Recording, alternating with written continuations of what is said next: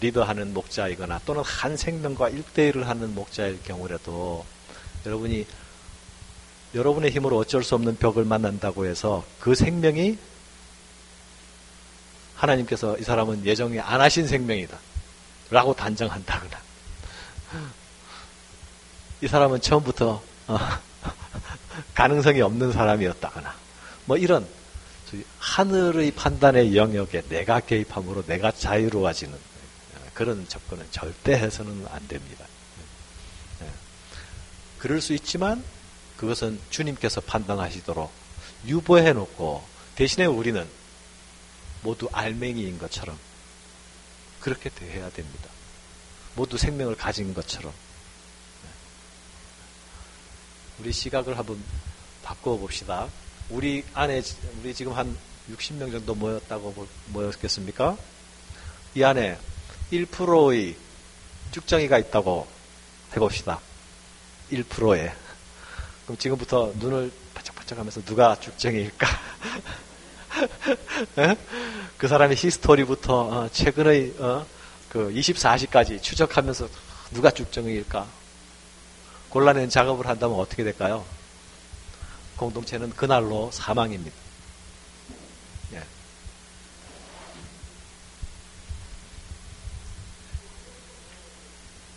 쭉정이 찔립니까?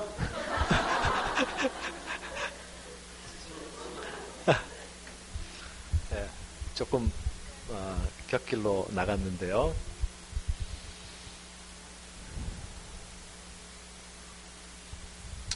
바울이 교회란 개념 에클레시아를 사용할 때에 그때는 당시 고대 사람들이 고대 사회에서 가지고 있던 세 가지 개념을 모두 포괄하는 이미지였습니다. 고대 사회에서 그들이 헌신하고 있던 공동체의 개념, 이것은 첫째 자발성이었고 두 번째는 가정 중심, 세 번째는 초월설과 불멸성, 초자연성이었습니다.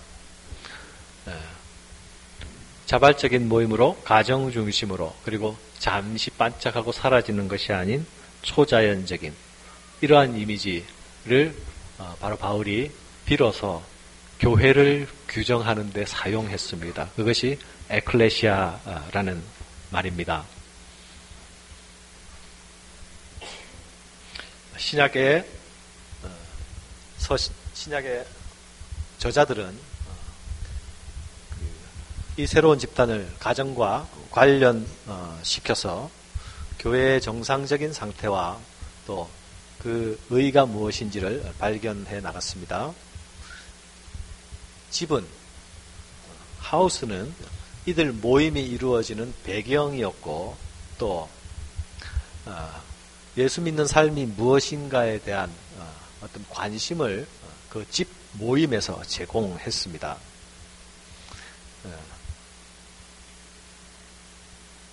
그리스도인들 자체가 스스로 이 가정이었고 이 가정들이 몇몇이 모여져서 가정 교회 형태의 모임이 되었고 이것은 그 천상적인 실체를 이 땅에서 반영해내는 역할을 했습니다. 이것이 교회의 그 이미지였습니다. 신약 성경은 예수님과 하나님과의 관계를 설명하기 위해서 매번 아버지와 아들의 이미지를 사용합니다. 아버지와 아들. 그리스도인들은 이 가정에 입양된 자로 묘사되고 있습니다. 우리가 그 가정에 아버지와 아들이 구성하고 있는 그 가정에 우리가 입양된 자로 성경이 묘사한다는 거예요. 그러니까 그 가정은 누구의 가정입니까? 하나님의 가정에 우리가 입양된 자로 초청받은 자들, 이것이 그리스도인입니다.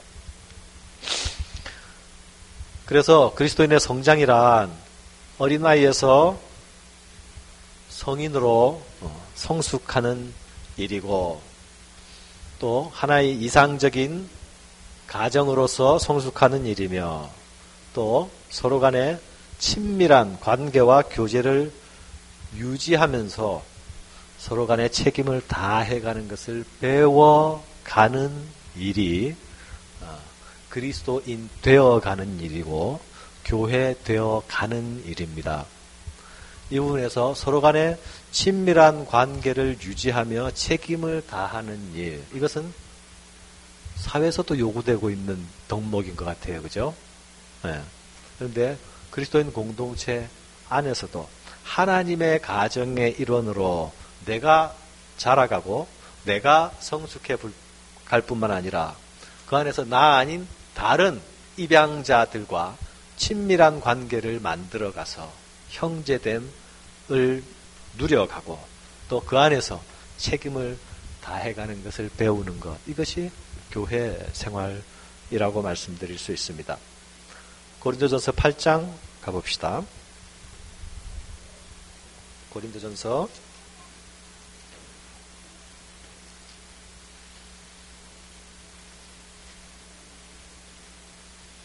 8장 11절부터 13절.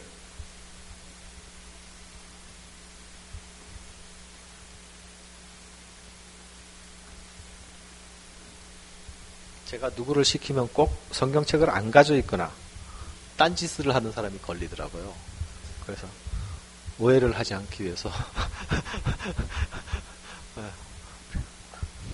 우리 이영선 성도님 한번 읽어보시겠습니까?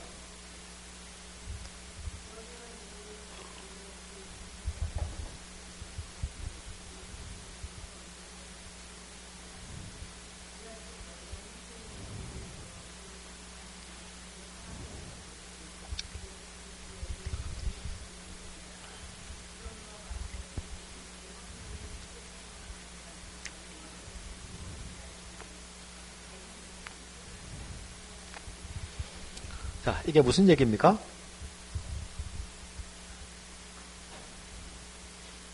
11절부터 13절까지의 진술이 무슨 얘기입니까? 정하자면.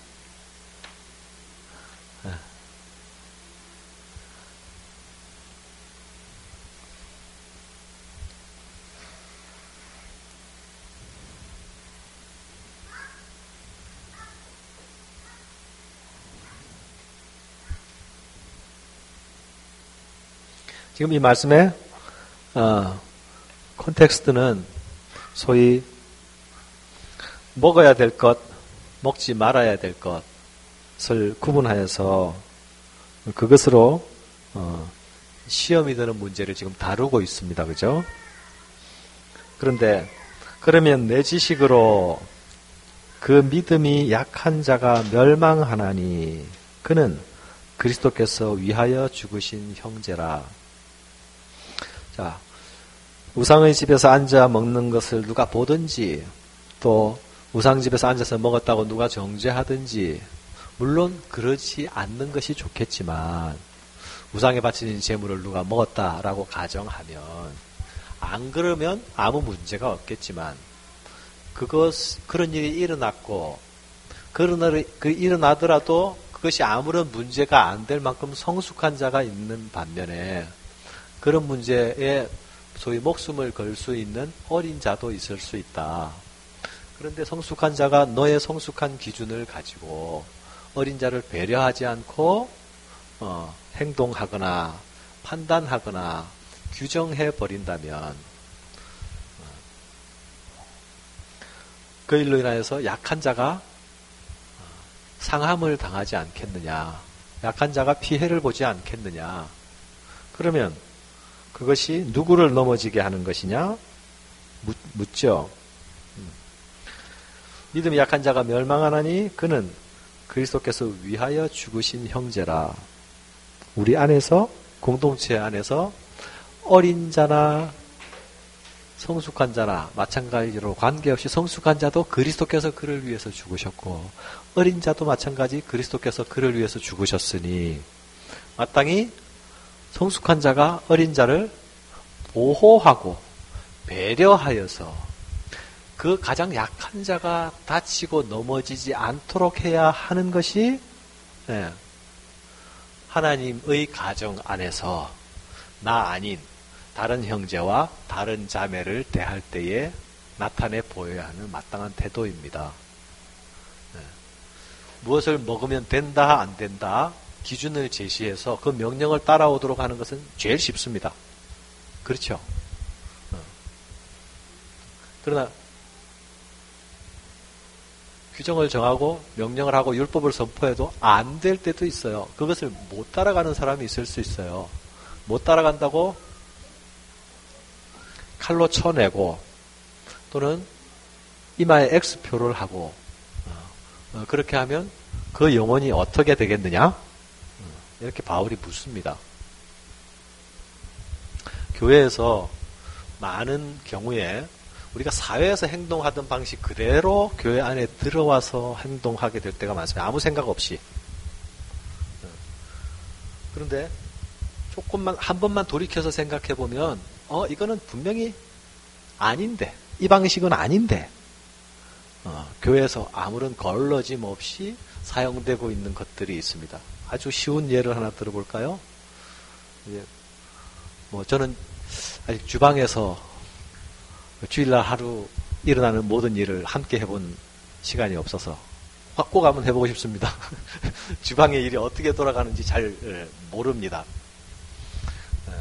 그런데 식사 이후에 오늘 설거지는 어느 부서다.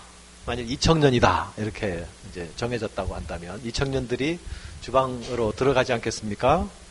이청년이 아마 다 들어가진 않을 것 같아요. 그 중에 몇몇이 들어갈 것 같습니다. 그러면 이청년이 그 몇몇을 정하기 위해서 가위바위보를 한다든지, 또 가위바위보를 하는 것까지는 좋습니다. 제비뽑기를 해도 좋고, 해도 좋은데, 가위바위보를 해서 이긴 사람은 안 들어가고, 진 사람이 들어간다. 이게 주로 우리가 하는 방식이죠. 그런데, 이긴 사람이 안 들어가고, 진 사람이 들어가는 건 비성경적입니다. 왜 그럽니까? 주방의 일은, 설거지는 우리가 반드시 해야 할 일 중에 하나라는 우리 모두 인식하고 있어요. 그래서 안 들어가려고 하진 않습니다. 가위바위보를 하긴 하지만. 그런데 가위바위보를 해서 이긴 사람이 안 들어가고 진 사람이 들어가는 건 뭐예요? 하긴 해야 할 일이지만 꺼려하는 일이다. 할 수만 있으면 안 하고 싶은 일이라는 게 그 정서 안에 포함되어 있는 거예요. 이긴 사람이 안 들어가니까. 그렇지 않습니까? 만일 나는 주일날 와서 다른 거는 못해도 설거지라도 함으로 내가 공동체의 이론임을 증명하고 싶다. 스스로 각오하고 있다면 그 사람은 어떻겠어요? 이기든지 지든지 들어갈 거 아니야. 그죠? 근데 교회의 봉사는 청소나 설거지나 이런 굳은 일들이 모두 내가 졌기 때문에, 힘이 약하기 때문에, 계급이 낮기 때문에 하는 것이 아니라 사실은 그 일을 함으로써 내가 누리게 될 기쁨 또는 내가 힘들지만 그것이 내가 은혜에 반응하는 길이다.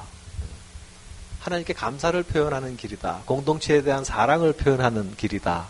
로서 내가 드려져야 한다고 저는 믿습니다. 교회의 모든 봉사가 그러해야 된다고 믿어요. 그런데 가위바위보 해서 들어가는 것까지는 좋습니다. 앞으로는 이긴 사람이 들어가면 좋겠습니다. 네, 우리 관이가 비웃듯이 지금 쳐다보는데